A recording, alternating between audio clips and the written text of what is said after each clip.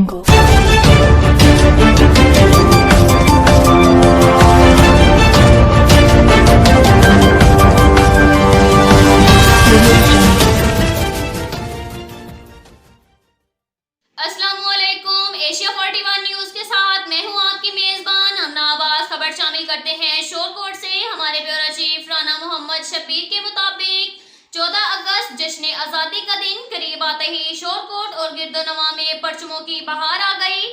मुल्क भर की तरह शोरकोट में भी जश्न आज़ादी शयान शान तरीके से मनाने की तैयारियां की जा रही हैं। शाहिद शहीद रोड, उस्मानिया बाजार, साबिर चौक और मेर बाजार में भी स्टॉल्स पर बच्चे और बड़े झंडे, झंडियां, बैज, मास्क और दीगर अशिया खरीद रहे हैं। बच्चों का कहना था कि हम बैज और झंडियां लेने के लिए आए हैं। दूसरी जानिब खरीदारों का कहना था कि जश्न आज़ादी का दिन हमें जोशो खरोश के साथ मनाना चाहिए। हमारा मुल्क पाकिस्तान लाखों कुर्बानियों के बाद हासिल किया गया है। छोटे बड़े तमाम लोग जश्न आज़ादी का दिन मनाने के लिए नहायत पुरज़म नजर आते हैं।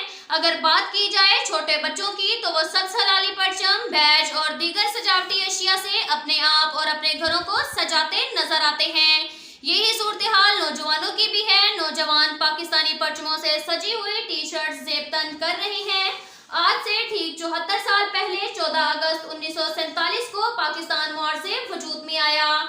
इस दिन को मनाने के लिए पाकिस्तान भर की तरह शोरकोट के शहरी भी भरपूर तरीके से तैयारियां कर रहे हैं। अब तक के लिए इतना ही काफी है। मिलते हैं अगले बुलेटिन में। हमारे